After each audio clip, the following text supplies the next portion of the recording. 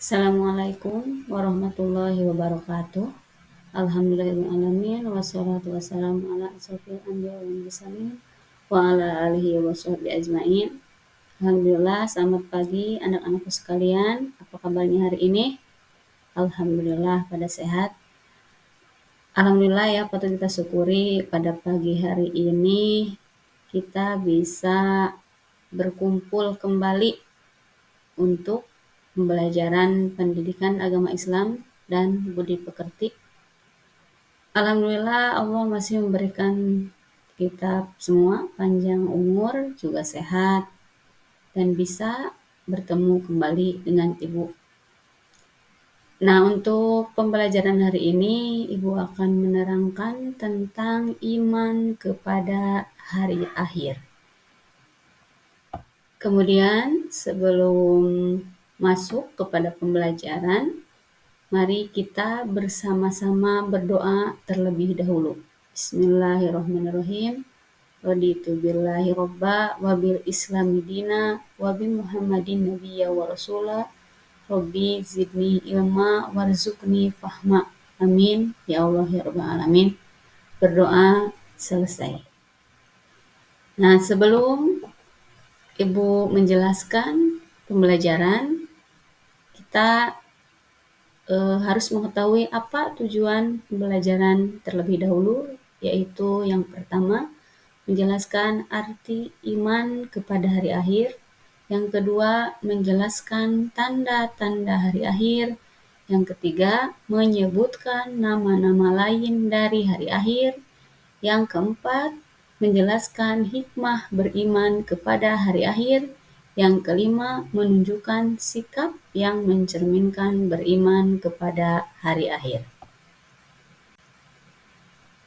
Nah, selanjutnya, Ibu akan menjelaskan tentang pengertian hari akhir. Siapakah yang tahu hari akhir itu apa?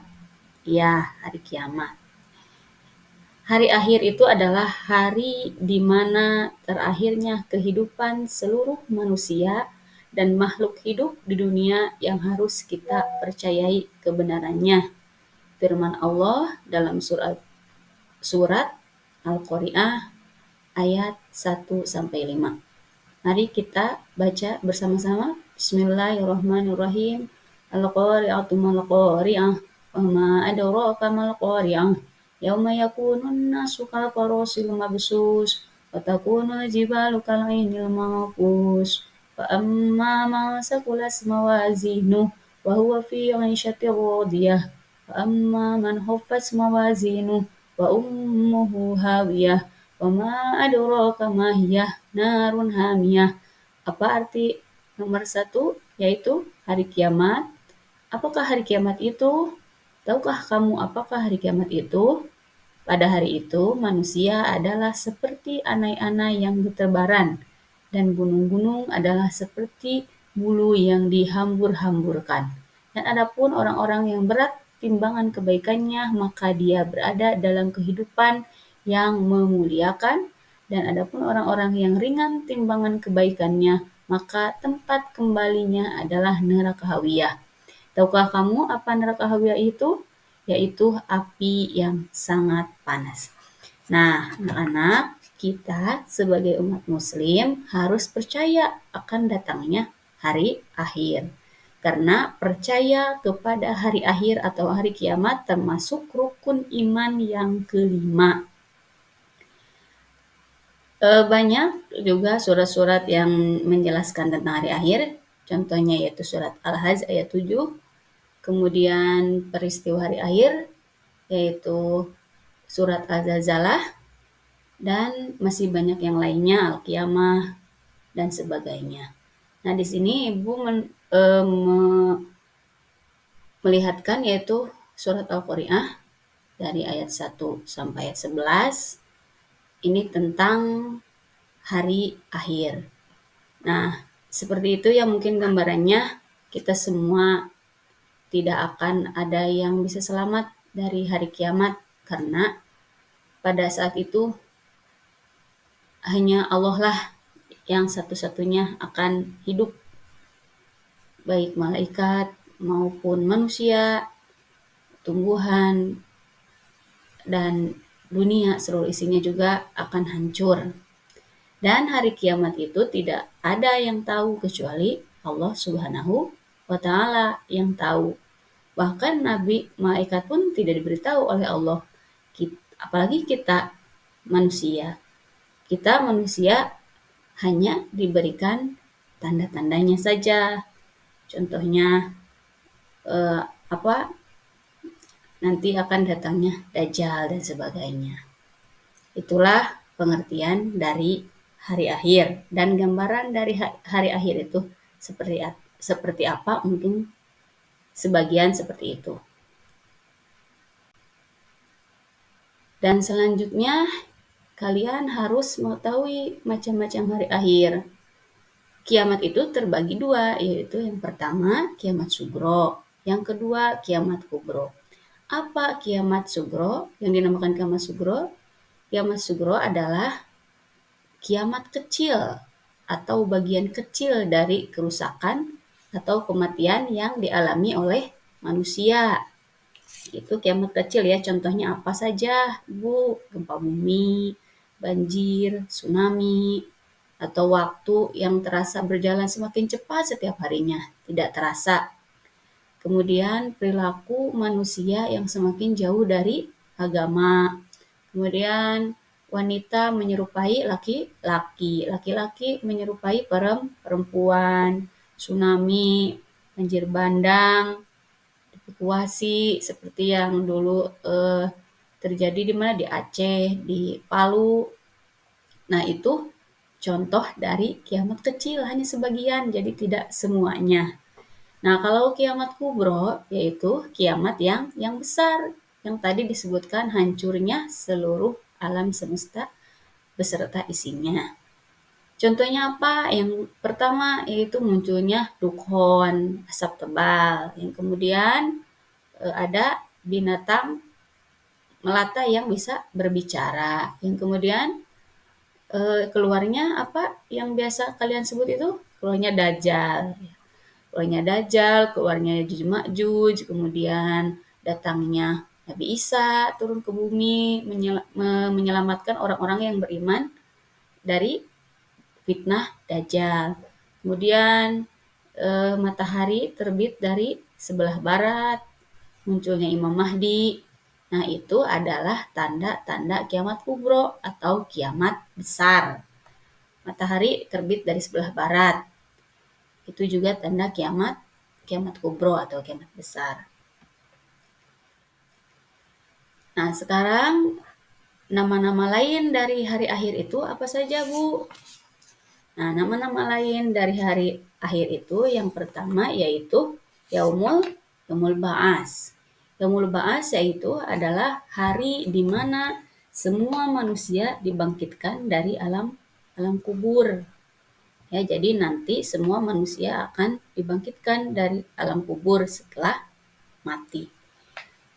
Ketika malaikat Israfil meniup sangkakala dari alam kubur, semua makhluk mati. Pada tiupan sangkakala kedua, semua manusia meninggal dan kemudian akan dibangkitkan lagi untuk mempertanggungjawabkan semua amal perbuatan. Itu yang dinamakan Yaumul Ba'ats. Yang kedua yaitu Yaumul Mahsyar. Yaumul Mahsyar yaitu adalah hari di mana semua manusia dikumpulkan di padang mahsyar. Di sana manusia akan menantikan apa? Pengadilan terhadap apa yang dikerjakan selama hidup di dunia. Jadi tidak ada satu manusia pun yang bisa lolos dari pengadilan Allah Subhanahu wa Ta'ala. Yang ketiga yaitu Yaumul Mizan. Yaumul Mizan artinya adalah hari di mana semua amal manusia ketika di dunia akan ditimbang. Apabila amal kebaikannya lebih berat dari amal keburukannya, maka ia akan dimasukkan ke dalam surga.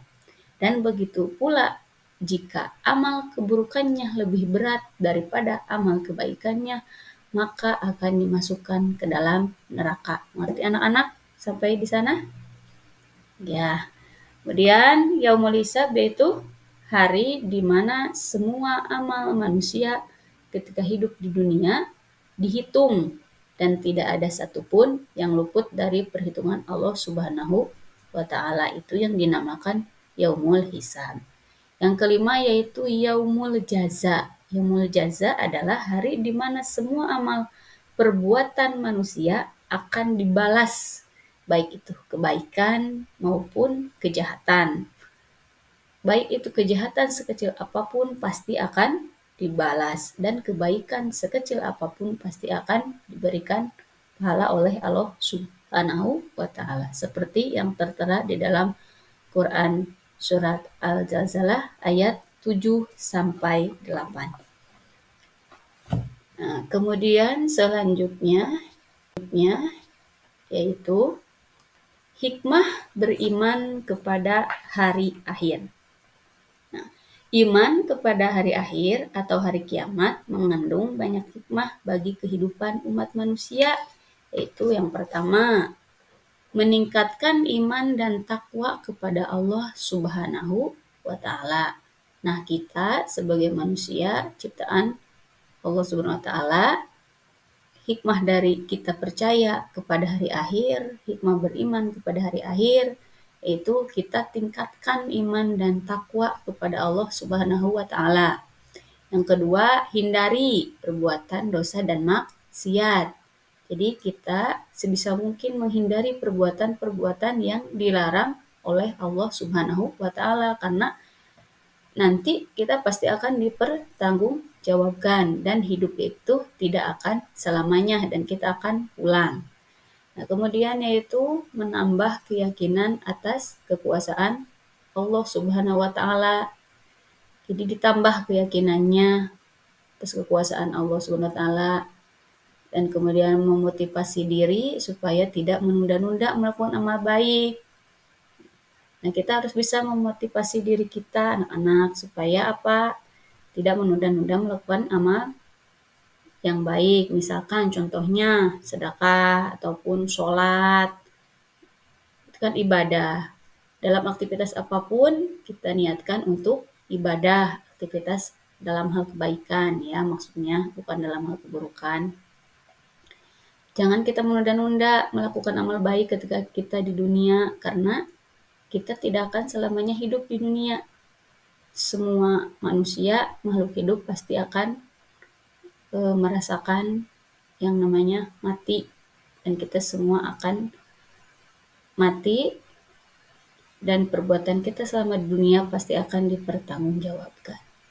Yang terakhir yaitu menyadarkan diri bahwa kehidupan di dunia hanya sementara. Jadi kita itu harus sadar bahwa kita hidup di dunia ini hanya sementara, tidak akan selamanya. Jadi seperti kita bertamu kan tidak lama. Kalau kita bertamu di rumah orang lain pasti akan pulang ke tempat asal. Kita juga kan berasal dari apa? Dari tanah, pasti akan kembali lagi ke tanah. Kalau hewan ataupun tumbuhan ya kalau sudah mati tidak akan dipertanggungjawabkan nanti. Tapi kalau kita sebagai manusia pasti baik buruk pun akan dipertanggungjawabkan. Nah, yang kemudian yang terakhir yaitu bagaimana kita mencerminkan iman kepada hari akhir. Satu, selalu berhati-hati ketika bersikap dan berbicara, baik kepada siapapun itu, guru, orang tua, terus